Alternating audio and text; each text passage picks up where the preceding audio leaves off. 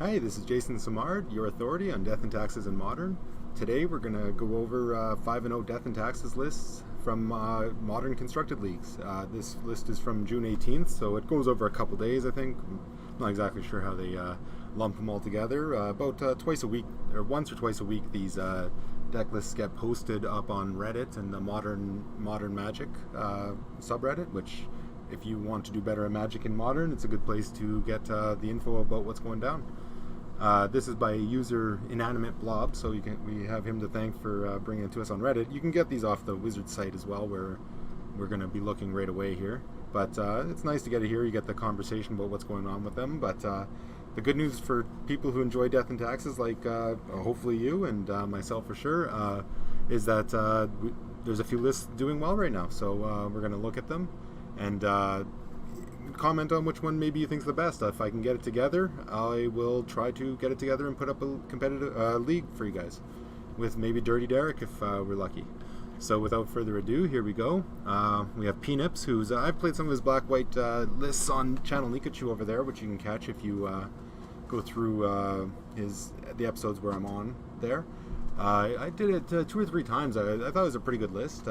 It's just the mana base with the Aether Vials. I don't know, but maybe the Silent Clearing is gonna make an impact on that. But Pnips has often put up 5-0s with these lists, and somebody who's putting up good lists for a long time with this deck. So I would, if you're gonna play black-white, I would seriously consider the cards that they've chosen here. So it's 4 Displacers, 4 Flicker Wisps, so that's a lot of bounce. Flicker Wisps with the Tide Hollow Scullers, only 2 of them these days, because I guess the format's a little quick right now. And hands get pretty empty. And 3 Wasteland Stranglers. Yeah, being able to use Aether Vials and 22 lands. People are playing 22 lands these days with the Vials, which seems smart. But with the Vial, you can bring out Flicker Wisp and then use Strangler to process the card that's removed, or you can process the Tide Hollow Scullard card. People remove things anyway, so there's good things to process all the time with this Wasteland Strangler. It's very powerful. When I come up against this matchup, I find it to be one of the harder cards to play against for me. It's just excellent. 4 Path to Exiles is the good removal for a deck like this with your Arbiters and Thalias. That's the usual tax type package. 3 Remorseful Clerics, because the graveyards are really important these days, so that makes a ton of sense. 4 Caves, 4 Concealed Courtyards, which have always been like that for a long time. 4 Temples, 4 Ghost Quarters, 2 Plains, 1 Swamp, and then 3 Silent Clearings. These used to be Shambling Vents, and you know what? Shambling Vents was one of my most hated cards in that deck, actually. It's one of the things that made me not like it, but trying to cut it for Pain lands just wasn't good enough, and they're just, but maybe with these Silent Clearings now, it will be, and make the impact on that mana base that it needed, because it felt a little off still, and with Aether Vials, those Shambling Vents made it so it was very hard to get things out, I found. Sideboard, this is pretty much what he's been doing for a long time with the sideboard, mostly as far as I could tell. 3 pushes, 4 Rest in Pieces, so that's 3 Clerics and 4 Rest in Pieces in the 5-0 list, so that's something to take note of. That's a lot of enchantment hate, and this person's doing very well with this deck. Very experienced with the deck, so. Oh, and Forgiver of the Ruins. I missed that when I was explaining that. You know what? I'm going to be playing some in my next one. I got to try them. They're looking good, and I think I underestimated it because it can't protect itself. But the format's just full of stuff where the Giver's going to be good. Like people are playing Lava Darts and stuff where they're going to have to use their land sacking it in order to use that Lava Dart to kill that, and then you can use it to protect your Thalia, so they have to do the same to kill Thalia. Like I underestimated this in my other video there, and I'm starting to see the logic of it. But yeah, anyways, to the sideboard there, he's got the 3 pushes. This is what really separates this deck and the humans matchup with our deck.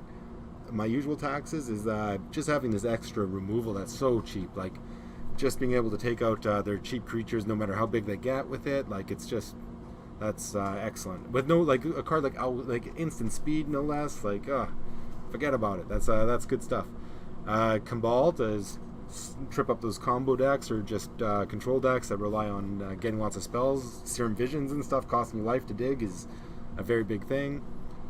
Some decks can't win without even, and it's a very good card. Gideon, I'd imagine this is just for the control decks and when you just need to get out removal out of your deck in general. Orzhov Pontiffs, these things are excellent. Notice these over Plaguebringer still, because I guess you still got Flicker Wisp and Eldrazi Displacers to reset it. Yeah, I don't know. I love it, Orzhov Pontiff. And also, too, it helps you, kick some ass there when it's time to turn sideways. That's always a welcome thing. The Anthem is nice. So that's really great flexibility from that card. I wish I could play it in white. So, and 3 Stony Silences, where with 4 Aether Vials, like that's how good artifacts are these days. That's worth it. I'd love to hear people's opinions, like people who normally run this deck in the comments. What do you side out the Aether Vials for when you bring the Stonies, or do you like? Because you're at 22 lands with a lot of Thought Knot, only 3 Thought Knots though, so that's a concession probably to the 22 land situation. No Restos, so I mean, you're only in, But yeah, do we just side out all the Aether Vials when the Stonies come in? Do we just try to luck sack it out and only draw one or the other? I'd love to hear what people do with that, because I found that to be a real challenging thing to reconcile when I was actually playing with the deck. I found some very hard situations to play through. Okay, so that's Peanuts list. Black, White, Eldrazi. This is a classic Taxes. I like this. This is 2 Aven Mind Sensors and 4 Arbiters, so we're heavy on the anti-search with 4 Ghost Quarters and 4 Tech Edges.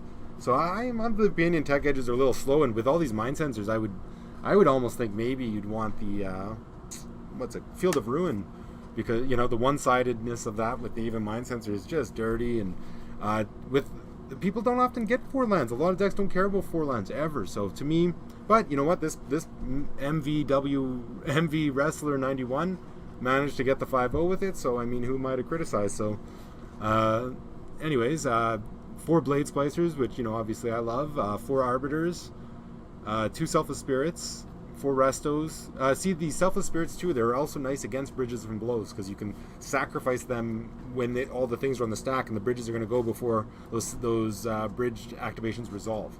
So it's nice to have something that you can just sack. And using Aether Vial, you can get it out there at instant speed. That's pretty nice. Big Thalia, I'm starting to think about 2 of these. It's she's been a real game winner. It's like, even in times where you think it's not going to help, you just jam it, and it's like all of a sudden you're seeing how much it messes them up. It's that lands and creatures coming into play is like a real, I don't know. I'm very impressed with her. I think 4 and 2 seems really smart. 4 Thraben Inspectors. I like walls in these spots, but sometimes walls aren't the best. I like walls because they survive things like Anger of the Gods, but people aren't playing that many Anger of the Gods. I like walls because you get the card right away, but 1 mana versus 2 is, obviously 1 wins, especially with Aether Vials. You have no other 1-drops. No Givers in this? No Giver in this version. So we're just on, these are your only 1-drops. So, I don't know, something to think about. I might think Givers in this spot if I were... But then this deck doesn't seem to rely on any particular creature as much, as those like where you get a Thought Knot Seer down. Like Giver of Runes is really good to protect a Thought Knot Seer. Like when and all these cards. But when like in this deck, almost all the cards you're playing are kind of disposable and replaceable because you're getting value out of them all. Like like they're killing the Golem. You Flicker Wisp the Blade Splicer or Resto it. Like you've got the Thrabens to draw extra cards and the Aether Vials to give you the mana advantage in order to do that once you get to that mid game. So I mean, these are all good things. So I don't know, something to think about. With this many legends, I might think about trying to jam a Gainjo Castle in a version like this, at least one, especially because there's a lot of Lava Darts now. Before, when Thalia, there was just nothing that did 1 or 2 except for like Kolaghan's Command. That was the only thing that really did 2 damage. But now when we're getting more and more, like now Goblins even. Goblins is a bigger deck, you might see Tar Fires more often. Like, so having that land when you can keep your mana up with the Aether Vial, like that could end up being a good thing, especially against cards like Lava Dart, where they, like you might get to save your Thalia, especially because Thalia makes them cost 1 more. So they got to pay the 1 to 2 to mana to cast the first dart, and an extra mana to sack it to mana and a mountain in order to sack it to kill the Thalia in response. Or you can't even use the same Lava Dart because he'll have to allow the Gainjo Castle activation to resolve. So I'm not always a fan of the castle. I'm not playing it currently. I'm playing a Flagstones over it, even though that very rarely even helps me. But I could see Gainjo Castle kind of being a little bit bigger. And with Thalia, big Thalias, especially 2 of them, you could protect her from actual lightning bolts. Like, that's huge. Yeah. So anyways, that's something to think about. In the sideboard, 2 Burnt and Forge Tenders in order to, stop all that. Well, the burn decks in general. They're not even playing Skull Cracks anymore because of the Skewer the Critics. So Burnt and Forge Tenders become like even better against a deck like that. Mass Removal, that's red. yada yada yada. Another Gideon in a deck like this, so something to think about. See, these guys are on 22 lands and 4 Aether Vials though, and then you've got things like Thalia. So to me, I don't know. That seems risky. Like I play 24 lands, so and no Aether Vials often. So playing a 4-mana Planeswalker to me doesn't seem that scary at all because I'm probably going to get there. But this looks like there's going to be lots of times where that gets stuck in your hand. But I guess it's probably more for like blue-white control where they're going to path your creature even. So I don't know. Something to think about, though. It is in both these lists in the sideboard, a one of. Kitchen Finks, that's fun. Against Burn, likely, and that sort of thing. Only 2 Rest in Pieces and 2 Grafdigger's Cages. I don't like the cages much, personally. I don't know. I just find the things sit there until they get their thing to kill your cage. Like, because often the Rest in Peace is even going to get killed by what they play. But at least the Rest in Peace removed everything while they're looking for that way to kill it. Like, if they have to use Faithless Lootings in order to dig for it, like everything in the meantime's gone. But with Grafdigger's Cage, all that stuff's sitting there just waiting to be used as soon as they draw that artifact removal. So to me, I don't know, I think I just preferred 4 Rest in Pieces because it just seems smarter. But I don't know, maybe like this is faster, and sometimes Rest in Peace is slow, like especially on the draw. Like they've done a lot before turn 3 in this type of environment. So maybe it is smarter to mix it up. I can't say for certain. I'm just just pointing it out there. 1 Deck in Stone. I'm a big fan of this card in this format because everything's just ridiculously fast. And if they're taking time off to sack clues, you're probably going to end up catching up and winning because we have more value in our decks than they often do. They just have often more speed because the nature of our decks. So what else we got here? 1 Worship. I've done this every once in a while. It just depends on the format and what you're expecting. Like against okay, but think about like Thing in the Ice. The thing flips and then returns all your creatures. So that opens up a very clear path for their victory with a deck like that. I guess against this mill deck, like the altar deck, I don't know, maybe, but that seems so slow. Like they could just easily have you dead by that time by the looks of it. I don't know the decks that well. Burn, like it just seems like there's just better options of like not needing to rely on an enchantment like that. Especially because they side in a ton of deal 3 damage to a creature, they already have their Searing Blazes, but then they side in the Searing Blood. And, like, I don't know. To me, I just don't care for cards. And then the decks like Infect or Hardened Scales. Do you side in against Hardened Scales when they can just make their Ink Moth big enough to poison you out? Like, it's all so slippery in Modern. So, I don't know. That's my opinion on those things. And, 2 Mirran Crusaders. I guess, well, you know what? There's a lot of black and a lot of green out there. It makes a lot of sense as a card. I don't know. I don't like using sideboard slots on creatures very much. Like Burrington Forge Tender could be an exception, but you know what? This got them 5-0, so maybe I'd like to understand this better. Why this just isn't in the main deck over something else, but that's something I just have to wonder about. Okay, so 3 Stony Silences. Again, 3 Stony Silences. I'm noticing the trend in this again over the Aether Vials. And again, 22 lands with the 4 Aether Vials, 3 Stonies. Like, people, let me know what people are thinking about that. Like, do you side out just 4 Aether Vials hard when you're siding in 3 Stonies? Do you keep a couple vials? And I don't know. I'm just very curious as to what people do. So that's congrats MV Wrestler 91 on your 5-0. Wafald, another 5-0. And you know what? It's funny. This is exactly what I tried to do for the deck. Like, this is what I wanted to kind of do for the Nikachu video I just did, and I ended up 2-3 because I only went halfway. I should have just gone all the way and gotten the Chalice of the Voids and gone for it here. But Eternal Scourges with Rest in Pieces and Gemstone Caverns, you can exile them with your Gemstone Caverns in order to get the luck counter and start with this when you're on the play. So that's pretty cool synergies, And with the Serum Powder, you get to take a free mulligan and side out Eternal Scourge. So you make sure your hand is good, and you get extra Scourges to just play from the Exile Zone.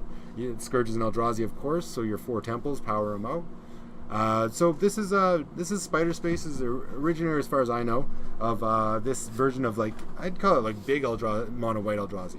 Because, I play mono white Eldrazi, but I'm more the middle road. I'm playing more like a classic Taxes with Eldrazi's in it. This is full-on Eldrazi's with the tax package to trip our opponents up and rob them of some tempo until you can get out your big big Eldrazi's, like, Reality Smashers, I guess. 4 of them. Not the super Eldrazi. There is bigger Eldrazi you could play, but this is, but it's big for Modern these days. So 4 Simian Spirit Guides as well. So with Gemstone Caverns and the Spirit Guides, like, you have a very good chance, like, on the draw of getting first turn Chalice of the Void out, or a first turn Rest in Peace in this version. And like, you know, that's kind of what I wanted to do. I just didn't fully commit to it, and I really felt the pain of doing that. Like, in this last video I did on Nikachu. So you can kind of go see that halfway video if you haven't watched it yet. But anyways, I like this version. It looks pretty dirty. What else we got here? So 4 Scourges, the 4 Arbiters, 4 Smashers, 1 Remorseful Cleric again, because 2 Rest in Pieces, 1 Remorseful Cleric main deck. That's telling you the state of Modern right now.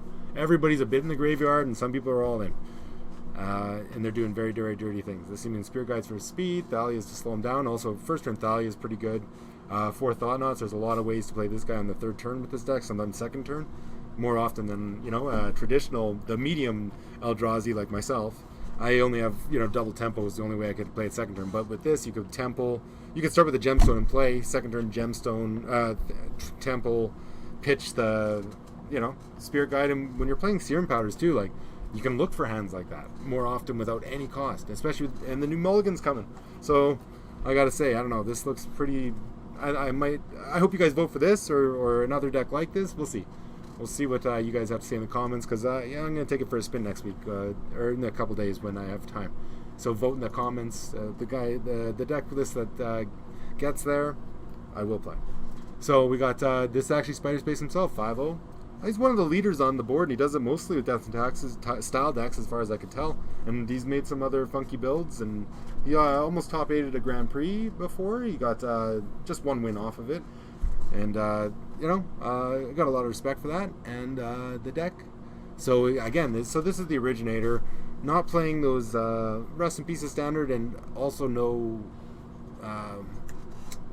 what is your name, buddy? Eternal Scourge. Not playing Eternal Scourges, just going straight... And no Serum Powders. This is like... That guy's going more into like an all-in Eldrazi style deck. This I don't know. It's getting crazy, the shades of difference between these decks. It's pretty entertaining. So a lot of the same things going on here. Just more removal, it looks like, in the main deck. The Chalices, I don't think there was any Dismembers in that other deck. What was there? Yeah. The only removal is 2 Banishing Lights and 1 O-Ring. Everything else is just beat down. You've got your... Is there no Eldrazi Displacers? Wow, no Displacers in this deck. Just going off of... Oh, you know what? I'm jumping ahead here. We do got to look a little more at this mana base. There's some interesting things going on. I apologize. So yeah, 1 Blast Zone in the main. The 4 Temples, 2 Gemstones, 4 Ghost Quarters with their Arbiters, of course. 4 Plains. That's low basic count. 3 Scavenger Grounds. So that's even more main deck exile, actually. So, I mean, we see the people dabbling in the Graveyard Hate are being rewarded, it looks like. 4 Shepherd Dunes, which is just great in these mono white builds of any Eldrazi shade, because it is like a pain land for both the colors. Like, if you're playing black white, it's like a black white pain land because it's a colorless aura white, so it's making your Eldrazi mana or your white mana. So I mean, just can't say enough of how good this card was for us to get. And the occasional Anthem is awesome. So and then 2 Sunbaked Canyons. So I think the original version we're going to look at, we'll probably have 4 of these sack lands. But, so, that gives you... Sorry to jump ahead there, but I had to go over that, though. Oh, and the sideboard. Oh, jeez. I'm getting tired already here in my mind. Okay, so, yeah, an extra O-Ring for extra removal. 2 of these Karns, eh? I don't know. I'm not a big fan of this guy, but you do have a decent amount of artifacts, actually, with your 4 Chalices, Serum Powders, and that's it. But, I mean, that's some artifacts, so Karn can get off to a head start at making his tokens and just get you the card advantage slowly. 2 Ravenous Traps, as well as all these graveyard removal. 4 Winds of Abandon, so that's interesting, and that's over Deckenstone, which I have been really enjoying, but I mean, maybe there's something to the Winds of Abandon. The Overload is pretty psycho. It helps you deal even with creatures that you can't normally deal with, so I don't know, maybe that's worth it. 2 Cataclysmic Earhulks. I've been pretty hot on this guy for a while. I was playing 2, but I got wrecked by Torpor Orb because my whole deck comes into play effects, and this deck doesn't nearly suffer nearly as much to Torpor Orb. So you can afford to have extra comes into play in the sideboard and not be punished ever by an effect like that. In fact, some of these versions have Tocatl honor guards in their sideboards in order to combat decks like humans or spirits with the comes into play effects. Primeval Titan, like, just lots. So this deck has very few of those, so it's a good sideboard card for those decks instead of against it, like a deck like mine. 3 Ratchet Bombs is a good way to kill permanents, deal with whatever ails you.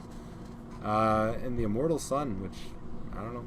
I guess that's a good card. I don't know. I'd have to see that in action. It looks a little expensive for what I normally like to do, but it does shut off Planeswalkers forever. Spells you can't. Yeah, I guess it's powerful if you get there. I don't usually count on dropping 6 drops too often with my deck, but that's that. So Spider Space, yeah, again the originator here, and as so 4 Eldrazi Displacers instead of those Eternal Scourges, 4 Arbiters, 4 Smashers, Spirit Guides to power it all out quickly, 4 Thalias, little Thalias, 2 big Thalias, 4 Thought-Knots. Again, we see these Winds of Abandon over Deck and Stone, and Spider Space is where I got the idea to play Deck and Stones, and I love them, so I imagine it's either testing it, but we're 5-0 with it, so must be decent. I don't know how much times you're overloading it, but I guess with the you already have Arbiters, so maybe sometimes you're giving them nothing for it, so maybe it is better. And decks only have so many, so in a deck like mine where I'm playing 4 Path to Exiles, it might be good to have 2 Winds of Abandon because they can only get so many basics in the end. 3 Dismember and 4 Chalices, so like they probably would want to play Paths, but instead we play around Chalice, so no 1-drops in this deck. 4 Chalice of the Voids, that's that's how you do that, right? 4 Battlefield Forges. What's the red here? Is that just a play Eldrazi Painland and sometimes a Simian Spirit Guard as far as I could tell? Oh, maybe some sideboard cards. 4 Temples, 3 Gemstone Caverns, 4 Ghost Quarters, 5 Plains, 4 fetch sack lands, Sunbait Canyons, and 1 Wastes. So looks pretty dirty. 1 Nahiri in the sideboard. Old school Nahiri, or middle school Nahiri, I guess. I don't know. Very cool card, good card. 2 Stony Silence. Only 2, but good card. We often see 3 in those other lists. 2 Wear and Tear. So yeah, a lot of artifact and enchantment stuff, right? Nahiri 2. 4 Rest in Peace, which I know sometimes in some of his other lists there, Spider Space has only played 2 or 3 of them often, so that gives you a good indication of where we're at in that regard. And 4 Honor Guards, as I was stating, just to really shut down like humans, and in particular, every literal thing in their deck comes into play.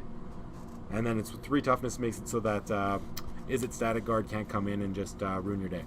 And then 2 Worships. I guess take over the game sometimes, as long as you can keep something on the board.